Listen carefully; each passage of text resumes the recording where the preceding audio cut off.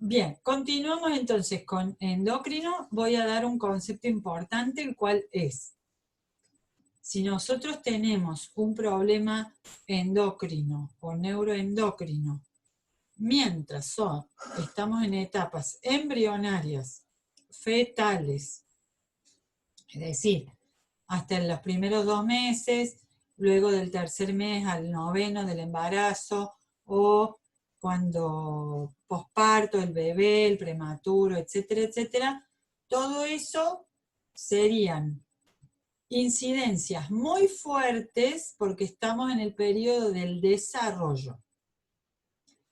Obviamente que después sigue el desarrollo del niño y después del adolescente, pero digamos, cuando se están formando los primeros tejidos, órganos y luego completando el crecimiento y maduración de la estructura, si nosotros hacemos un parate o una intervención allí, los efectos son mucho más graves que si tomamos ya un adolescente tardío o un adulto desarrollado y le hacemos el mismo déficit o exceso hormonal. Entonces, todo se divide, digamos, una disminución o exceso de una hormona, un hipo o un hiper en hormonas, cambia totalmente si lo hacemos durante el desarrollo que si lo hacemos ya en un individuo desarrollado o adulto.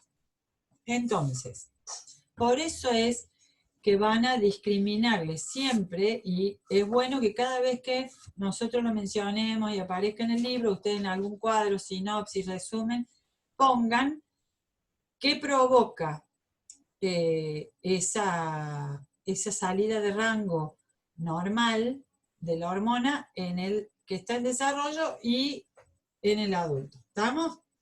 Por eso es que Silverton acá, como sigue con la GH, sigue diciendo enfermedades asociadas a la GH, ¿sí?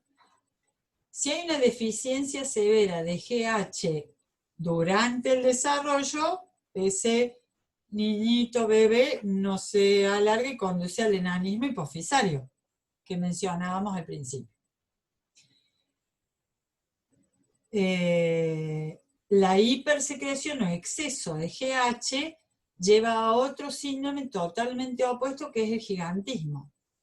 Personas que miden 2 metros 10, 2 metros 30 y pico, hay un récord de 2 metros 41 en una mujer en Tailandia, si no me equivoco, o por ahí. Y todo esto cambia si esa hipersecreción ya aparece en el adulto. ¿Por qué? Porque el adulto ya se desarrolló, ya cerró los huesos largos, ya no crece más en estatura. Entonces lo que le crecen van a ser los pocos huesos que todavía respondan a la GH, que son en general huesos de extremos, acro es extremo. La acromegalia es cuando hay exceso de GH ya en el adulto desarrollado. Entonces, tienen una apariencia bastante normal cuando están en crecimiento, pero luego que se estiran. Huesos de extremos de la cara, por ejemplo, prognatismo. Prognatismo es salida de la mandíbula hacia afuera. Pero también crecen los huesos de las manos y de los pies en el acromegálico.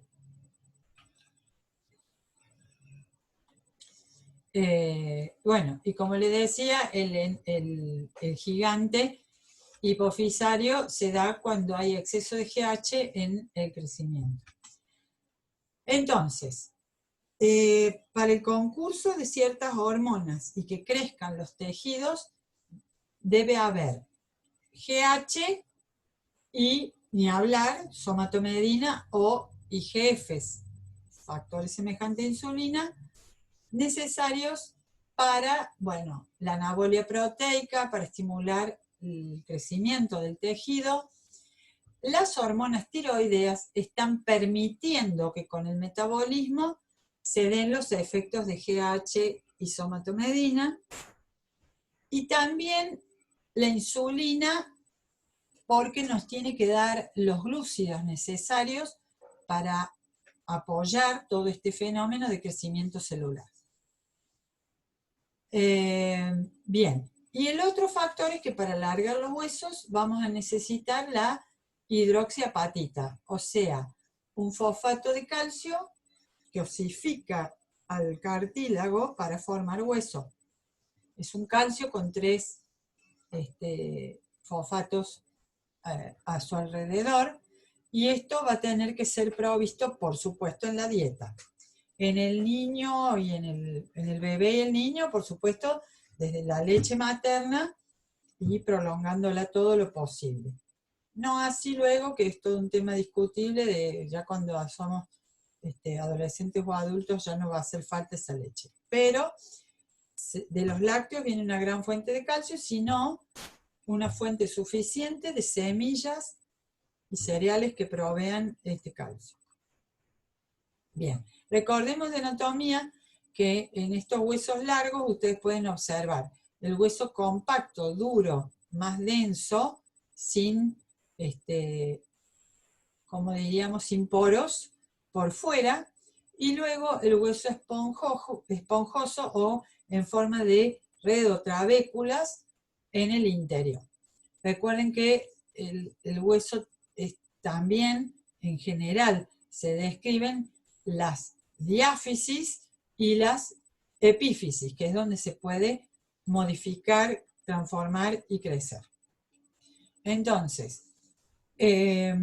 todo hueso, bueno, siempre tiene, por supuesto, un árbol arterial que nutre a los osteoblastos en el interior y a los osteocitos, y también a los cartílagos vivos que están en las diáfisis. Bien, acá, perdón, las epífisis. Hay una plaquita acá, no sé si ustedes se acuerdan, que es la placa epifisaria, o sea, donde termina la diáfisis y va a empezar la epífisis. Y allí nos tenemos que fijar, porque en esa placa es donde se produce el nuevo cartílago con las células que serían los condroblastos, generando acá condrocitos. Los condrocitos generan matriz extracelular, cartílago, y acá se lo puede ver, ¿no? O sea, la zona generadora del hueso son los osteoblastos, generan acá los condrocitos, y los condrocitos producen el cartílago, y el cartílago lo osificamos en el extremo, produciendo nuevo hueso. O sea, que el cartílago en las epífisis forma lo que va a ser el hueso nuevo, que ahora es un cartílago. ¿Y qué le falta? Y que a todo esto le metamos fosfato de calcio y lo osifiquemos para formar hueso nuevo.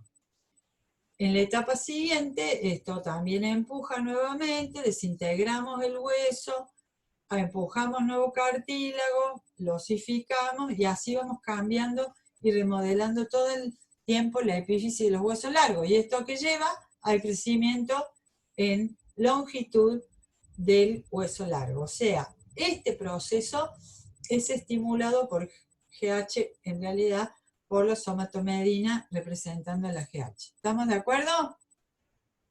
Bueno. Y esto es el fenómeno contrario. On the contrary, dirían en inglés, la resorción ósea, que ya dijimos que es mejor decirle resorción, es que en la trama del hueso normal osificado, si tenemos que desarmarlo para generar cartílago nuevo y crecer, vamos a tener que disolver la trama mineral. Es como cuando nosotros decimos, bueno, encontramos un bicho muerto, queremos pelarlo de piel, todo, lo echamos en ácidos, todo eso, y cuando tenemos el esqueleto, sabemos que si le echamos allí ácido, disuelve estas sales y se nos va a ir comiendo el hueso. ¿Cuál es el mecanismo fisiológico? Esto ya no es GH, porque GH promueve digamos, la osificación, ¿no? Este es el efecto PTH o paratormona. Paratormona dice, hey, nos falta calcio, no está comiendo mucho calcio en la dieta, el riñón hace lo posible para reabsorber todo el calcio, activa osteoclastos. Estas células están circulando ahí normalmente quiescentes, quiere decir vivas, pero sin mucha actividad. Ahora, cuando vienen PTH o algún factor que eleve la glucemia, activa estos osteoclastos. Los osteoclastos tienen muchos núcleos, porque son como, tiene un nombre, pero es como un multinucleado, que donde las divisiones no terminaron de dividir los citoplasmas. ¿Y qué tienen? Mucho lisosoma. Y el lisosoma tiene enzimas que trabajan a pH ácido, o sea, hay mucho protón. Entonces, al volcar su protón, lo que están volcando en realidad es cloruro, ácido clorhídrico, y disuelven al hueso. Entonces, ese fosfato y calcio se van a separar y van a ir a parar a la sangre. Entonces, elevan la calcemia, pero también perdemos trama ósea, bajando la densidad ósea, que se dice así, y en un caso extremo de baja densidad ósea le llamamos osteoporosis, porque se llena de agujeros o poros y debilitando el hueso. Bueno, equilibrio del calcio lo voy a terminar luego. Sí, me parece que es mejor. Y en cambio, sí, voy a volver acá. Esto es el primer capítulo de endocrino, donde estaba el esquema de todas las hormonas que tenían que ver con el eje hipotálamo hipofisario periférico, ¿sí? Entonces, nosotros hasta ahora hemos visto la TRH, hoy con TSH, tiroides, tiroideas. La primera que vimos, CRH, ACTH hipofisaria, corteza suprarrenal, cortisol y corticoides. Hoy hemos visto GHRH con somatostatina como inhibidora, GH, hígado, los IGFs o somatomedinas y los efectos. Nos falta ver GNRH, nos falta ver prolactina, ¿sí?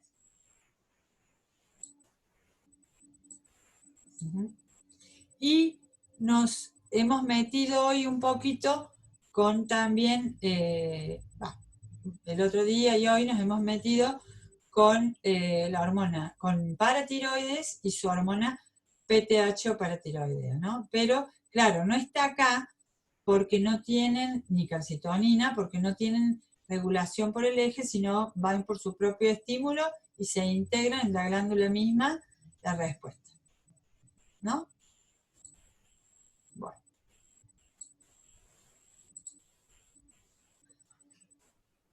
Volviendo hoy al tema GH, GH está en el primer capítulo como un ejemplo de una vía o reflejo bien simple dentro de lo endocrino en el eje hipotálamo hipofisario. Acá pueden ver que desde hipotálamo esto va a estar pulsando tónicamente o circadianamente, depende, pero siempre hipotálamo atento a liberar por el sistema aporte hipofisario su factor estimulante para adenohipófisis, ¿sí? Y su factor sería el GH, RH, la célula diana en la adenohipófisis que tienen acumulada secreción de GH porque son proteicas, todas las de adenohipófisis, acuérdense que son proteicas o glucoproteicas. Se libera GH por el sistema circulatorio, va por sangre a toda la economía. GH es estimulante de muchos tejidos del cuerpo, pero tiene un efecto potente, o sea, en todas las células del hígado. El hígado tiene receptor y cuando satura los receptores sabe que tiene que liberar IGF o somatomedina, va a huesos y allí promueve lo que vimos recién, el crecimiento del largo, y en los tejidos blandos el crecimiento en general. ¿Sí? Esto lo que está representando acá es que la célula diana tiene receptor en superficie para estas hormonas. ¿Por qué? Porque la GH liberada por hipófisis, adenohipófisis, está en circulito, puede pasar al tejido hepático, encontrar allí la célula hepática y esta pasa a liberar la somatomedina o IGF, que es triangulito. Triangulito encuentra en las dianas receptor y transduce al interior mediante tirosinquinasas. ¡Chan! ¡Chan, chan, chan! ¿Qué pasó? Vinieron a traer, claro, acuérdense que hay que saber algunos de los mecanismos de transducción. Este no usa ni ácido cíclico ni calcio. Este lo que unió es a un receptor de tirosin que puede fosforilar proteínas, por eso tirosinquinasa fosforila proteínas adentro de todos los tejidos que están creciendo y promueve entonces que la célula se despabile, digamos, y empuje para tomar nutrientes, hacer estructura, hacer mitosis y el tejido crece y va funcionando.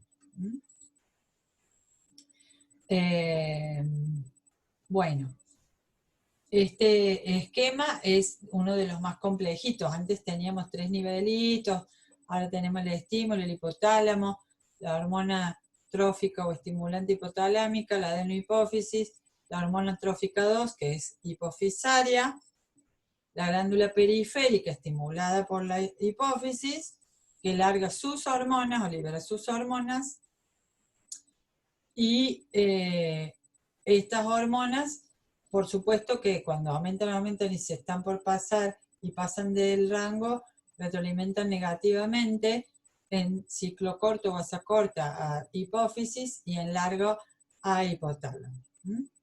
Acá hay un bucle corto además de la hormona hipófisis, pueden estar o no, un bucle corto de la hormona liberada por hipófisis, frenando también a hipotálamo. Y cuando esto no existe, en general es porque hipotálamo libera que es estimulante, y un inhibidor para frenar la cuestión, ¿no? Tejido diana y respuesta. Bueno, se van acomplejando, pero si seguimos, lo podemos resolver tranquilamente si entendemos bien. Lo practican acá si quieren con la CRH y el cortisol, que es una vía también complejita. No se olviden de hacer las asas, las flechitas con el menos, para simular las retroalimentaciones negativas. Y acá sí me paro para explicar. Esto, atento. Las hormonas, como el cuerpo está todo interconectado e intercableado e interinformado, los que somos ignorantes de cómo funcionan y cuántas de esas interconexiones tienen somos nosotros. De lo que sabemos, todavía, podemos decir todavía, lo poco que sabemos que existen varias formas de interactuar las hormonas entre sí sobre un mismo tejido o diana. Una es el sinergismo. ¿Por qué? Porque lo aditivo es obvio. El aditivo es el más fácil. Yo le pongo efecto GH más, supongamos, tiroideas, y entonces obtengo que el crecimiento es mayor, por suma, que si hago una u otra, ¿sí? O sea, lo aditivo, el efecto aditivo es fácil, es el efecto de esta más el de esta, son los dos efectos. Pero el sinergismo es más allá que el efecto aditivo, porque en algún punto son más fuertes los efectos que si simplemente los pusiéramos uno sumado al otro. Por eso dice ahí, el sinergismo es un efecto, o los efectos son más que aditivos. Y además, en el sinergismo ya no ocurre solamente que esté el estímulo para una hormona y la otra, sino que es como un barrido de varios estímulos que terminan haciendo que sinergicen las dos. Acá en Silverton está esto, yo lo pegué, porque no estaba en este cuadro, digamos. Pero, por ejemplo, la adrenalina sola eleva la glucemia, o sea, el azúcar en sangre, en 5 miligramos por cada 100 mililitros. El glucagón también eleva la glucemia y mucho más fuerte el efecto porque eleva 10 miligramos cada 100, o sea, el doble.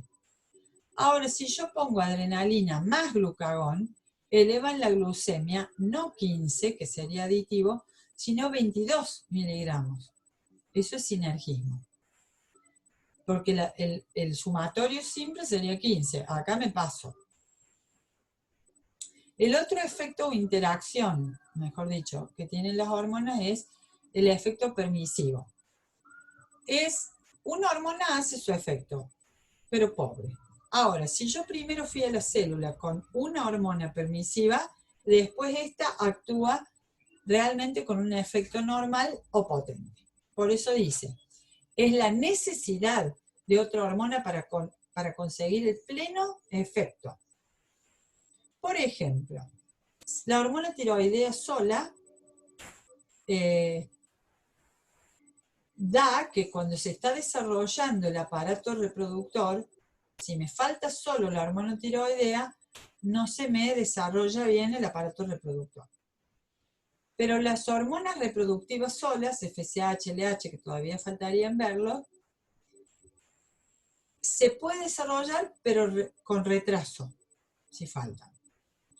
Si faltan las hormonas reproductivas, pero sí hay adecuada tiroidea, se desarrolla en forma normal. Es decir, que las tiroideas están como abriendo un camino para que lo poco que haya, aunque sea de hormonas reproductivas, tenga efecto.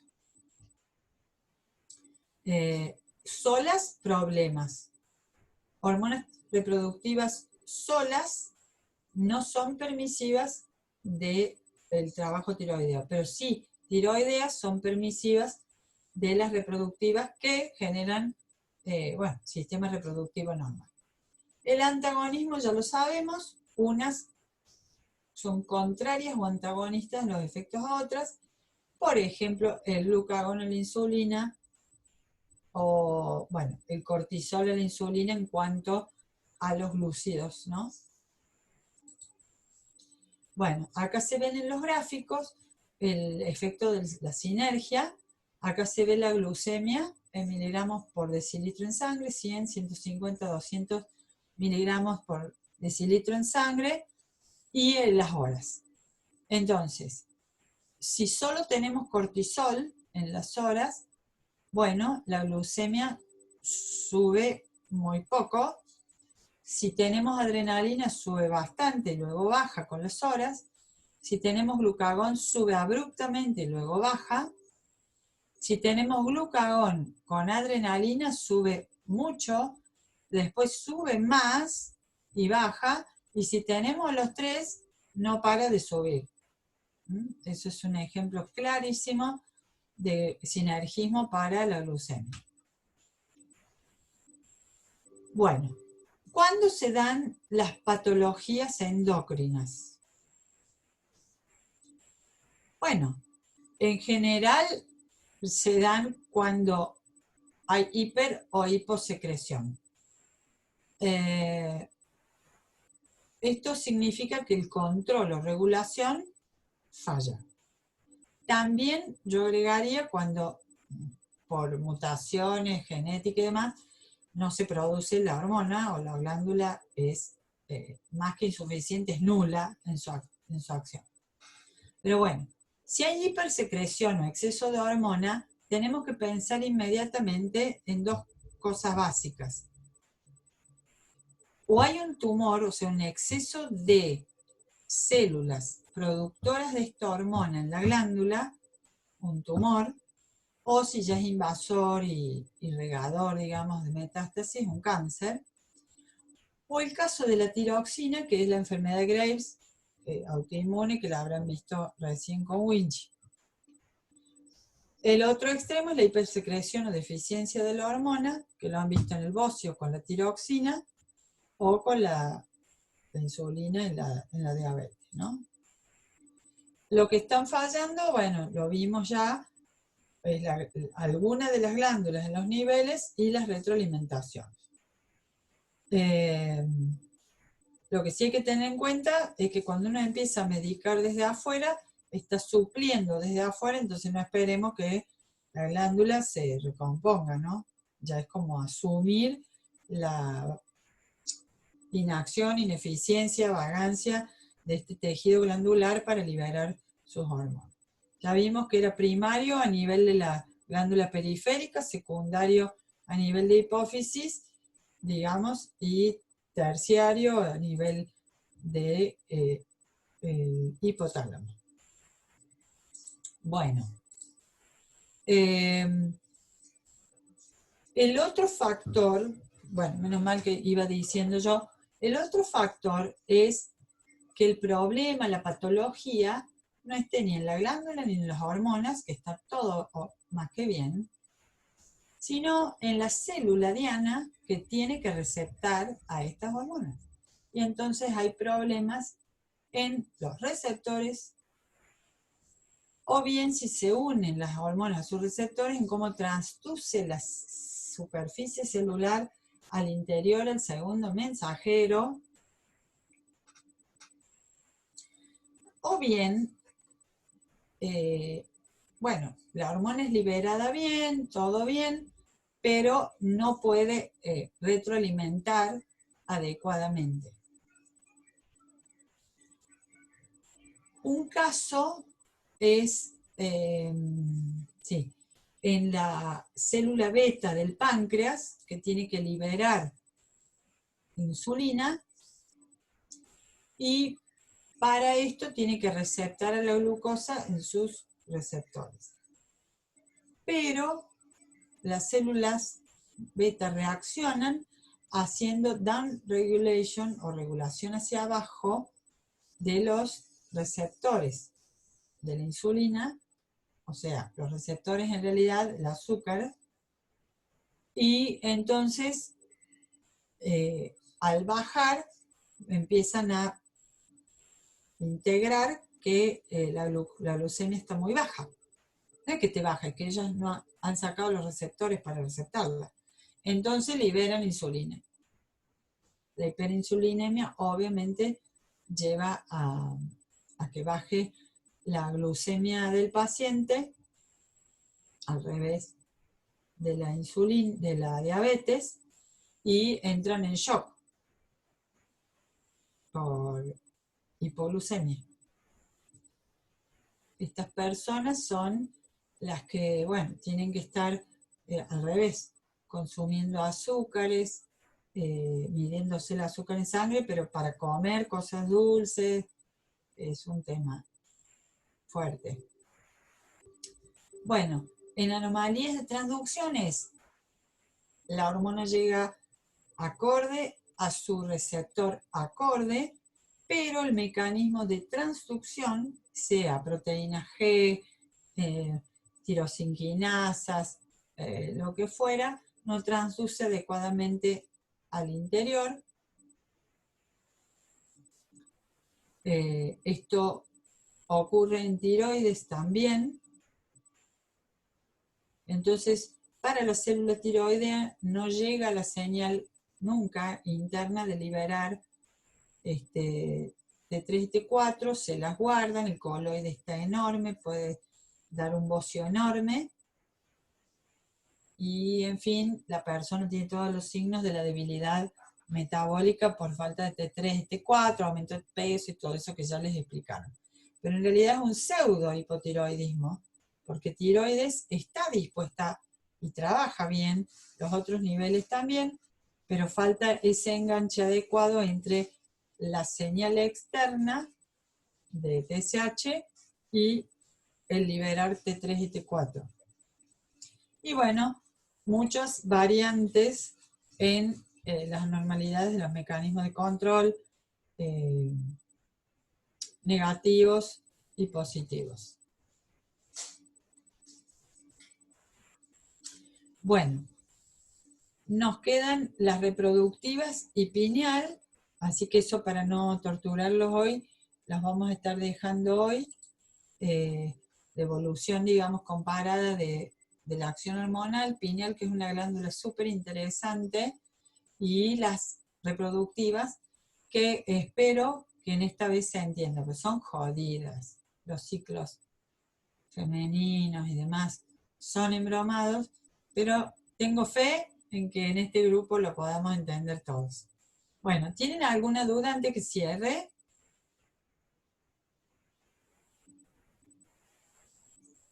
Problemita, duditas, preguntas. Bueno, pronto les habrán dicho, vamos a mandar un instructivo y todo lo que implica cómo van a ser en esta materia al menos nuestros exámenes, pero bueno, ya prácticos, parciales ya sabemos más o menos cómo son, puede haber algún cambio para el segundo y tercero, pero bueno, estamos en eso, estamos avanzando con el equipo y bueno, los saludamos, buen fin de, buenas noches, a comer calentito como dice el Fede y nos vemos el viernes. Un beso a todos los que están y hacen el aguante. Muy bueno, felicitaciones. A tomar vino, priteado, todo eso. Chao. Gracias a ustedes, gracias Alejandra. Y a los varones que dieron clase, que dan lindas clases los varones. Yo me quedo a escuchar, digo, ay, qué lindo ver, escuchar a otro que da clase. Vamos a ver cuando den a ustedes clases. Bueno, besos. Los dejo, finalicemos. Ya.